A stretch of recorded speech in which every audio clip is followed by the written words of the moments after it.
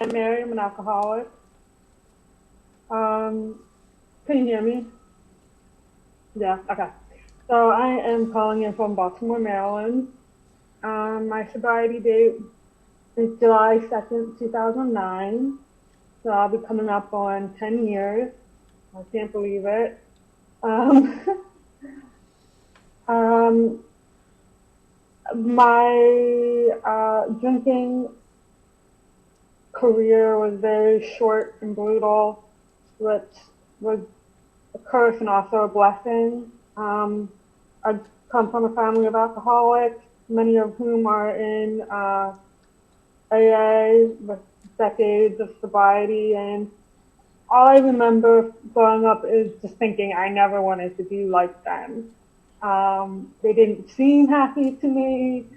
They didn't seem, like warm and loving. I mean, my parents did their best. They were decent parents, but I just, I grew up in AA meetings as a kid, and I just, always remember thinking when I grow up and become an adult, I never want to be in these rooms again because it just didn't seem normal or fun or whatever. But yeah, here I am. In middle and high school, I was an overachiever. I was a perfectionist. Very hard on myself. Everything had to be perfect.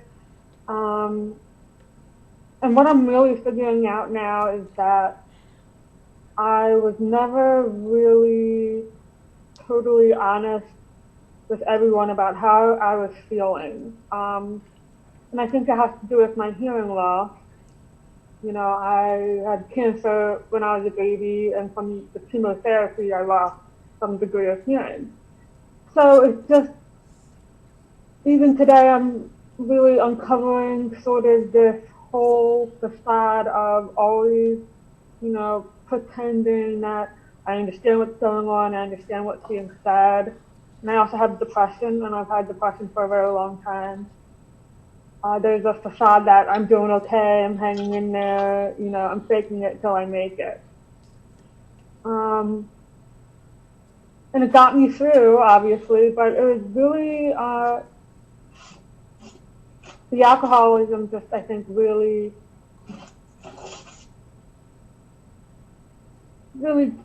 took advantage of that, really made it, for the worst. It made it even harder for me to be honest when it came time for me to take responsibility and accountability for my drinking. I started drinking when I was, I think, 17, 18. I had gone off to a college where I learned sign language, and it was amazing, and I loved it. It was the first time I had met other people like myself. I was in a big city, and it was wonderful. And so what happened next was even more traumatic. I started drinking because of the antidepressant I was on. I started blacking out immediately. And even after I was off that antidepressant, I was always a binge drinker. So blacking out and throwing up and all that is a big part of my story. Um, the lies started immediately with my parents, who were already concerned with me being an alcoholic for obvious reasons, genetic predisposition and all that. But I also was lying to myself that, going to the hospital was something normal that happened for young people who drank. Um, there, there was even a suicide attempt in there after a while, after I started flunking out of class and becoming more and more depressed. Um, my first love and I broke up, so of course that was very sad. But basically, I just wanted to keep doing things my way. Um, I had, like I said, uh, tremendous willpower, very, very much so, to the point where I almost killed myself several times. And getting sober was very part in that it all happened so soon. You know, I stopped drinking when I was 21. So in a matter of 3 years, I'd become homeless. I had jumped from city to city.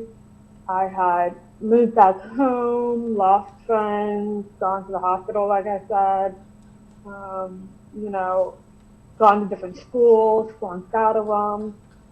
And really, I was just running away from something that I could not get away from. I tried, like I said, the geographical cures.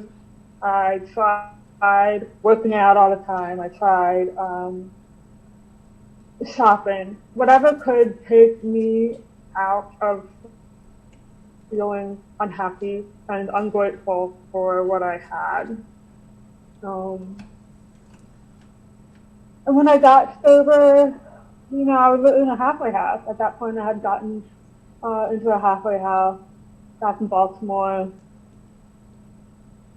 And that was a good experience because I was around women who held me accountable for the things that I was supposed to do. And it was really important that you went to meetings when you said you would, and you pitched in with the house, and you were part of a team. I tend to be a loner, which is fine, but when you're in a halfway house, you really gotta pitch in. So that experience was very helpful. And the first few years of my sobriety were okay.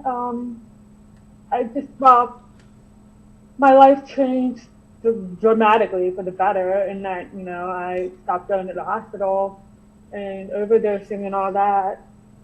I still kept trying to use other things to make myself feel happy rather than totally turning my will over to my higher power.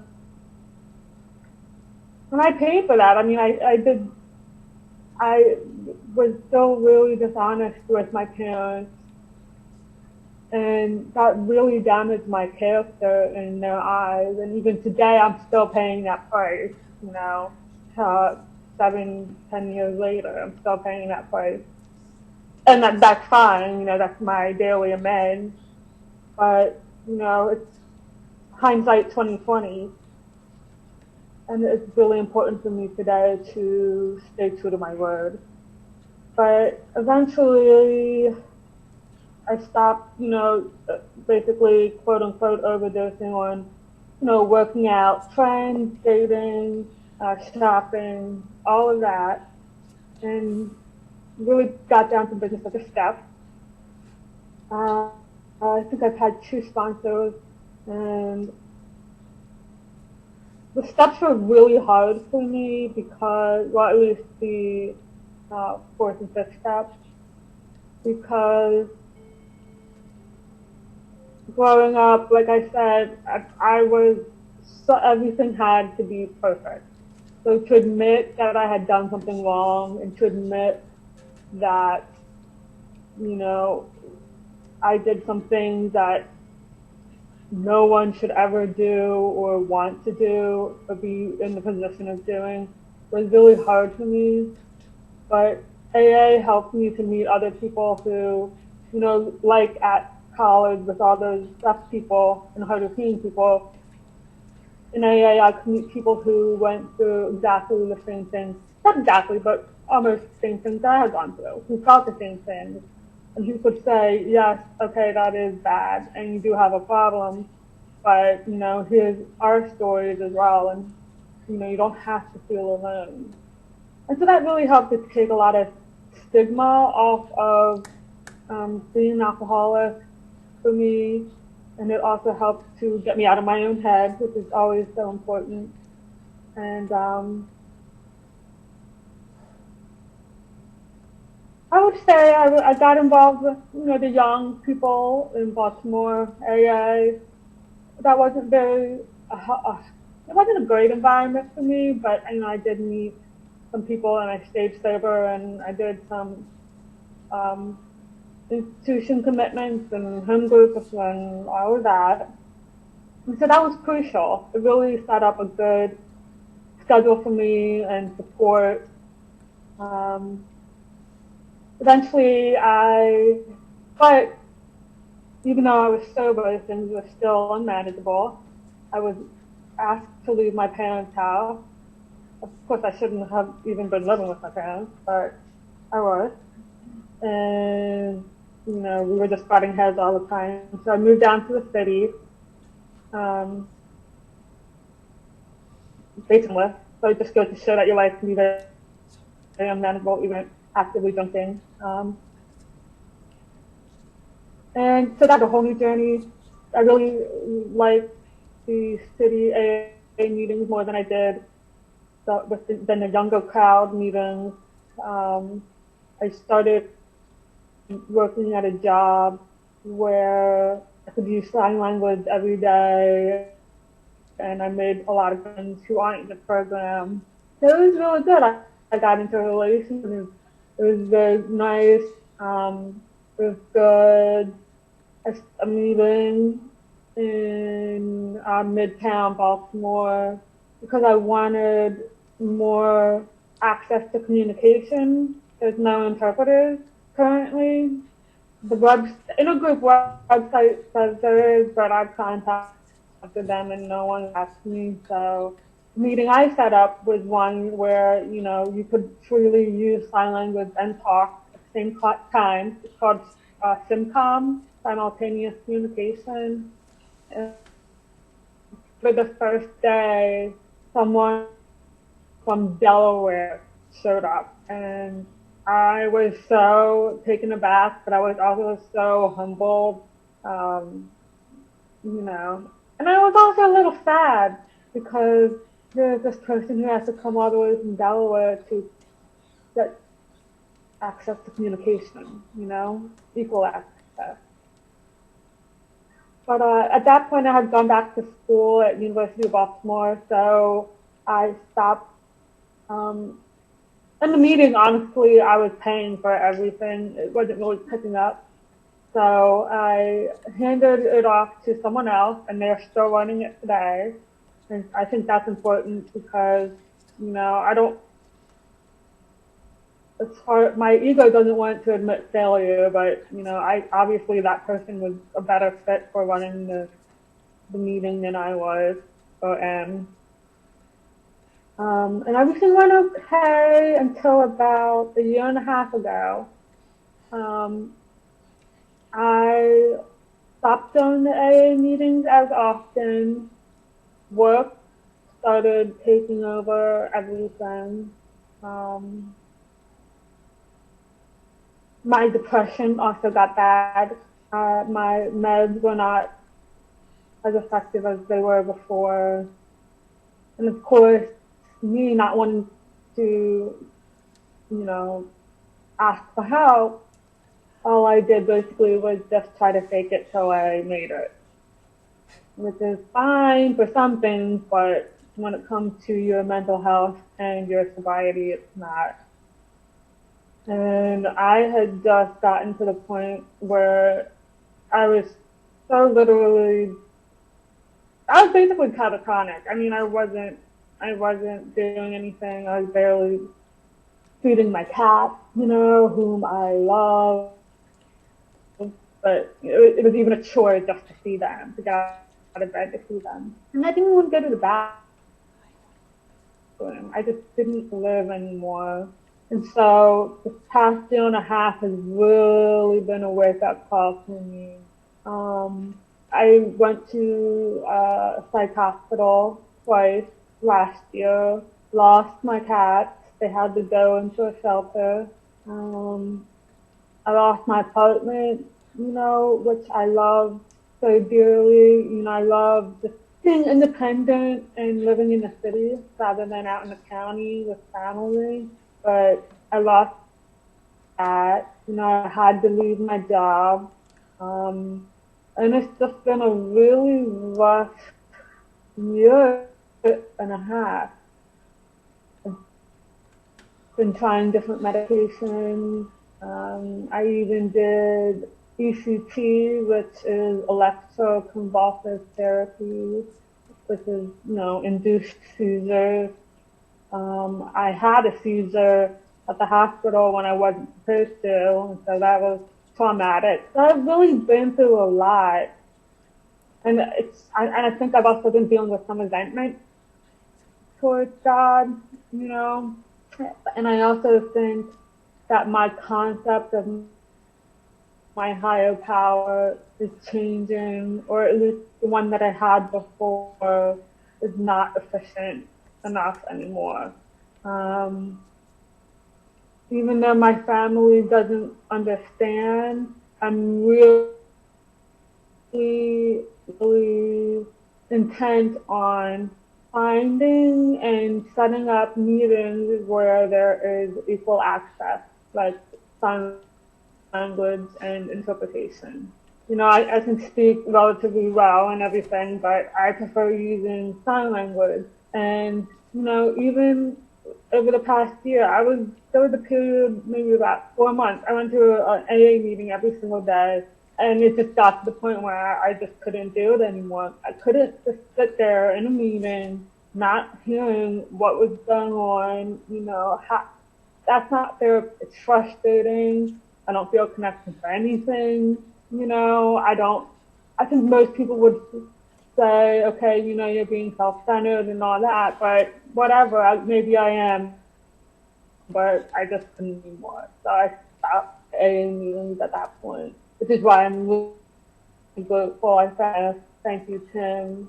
And the only reason I found this is because, you know, I was able to, you know, open up. I think it's really important not to feel ashamed, because that's definitely something I struggled with, and it's also a form of self-centeredness, shame, because I went from a state job, you know, all this good stuff on the outside to literally a psych hospital, you know, no job, back with family, but it just really emphasizes to me that everything is a process. Nothing ever really ends, or nothing ever stays the same. And it's really important for me to live in the moment because of that. And it's also really important for me to make sure that I am grateful for the little things, because this time last year I couldn't get out of bed. You know, this time last year I wasn't washing my face or brushing my teeth. So as frustrated as I get with myself now, I do have to give myself some credit and also stay patient. Um, and I'm still working on the higher power thing. I'm ashamed to talk about that with my parents because they're so hardcore AA. But I'm meeting throughout this past year, I've met so many people who have struggled with the same thing, or who have gone through different paths of exploration to find a higher power of their understanding. So maybe I just ought to listen to myself more deep inside, not like the egotistical, impulsive, and compulsive part of me, but, you know, the deep soul part of myself. That, you know what, maybe this is okay. You know, it's not serving myself very well to put myself down and beat myself up for not being a typical AA member if there is such a thing.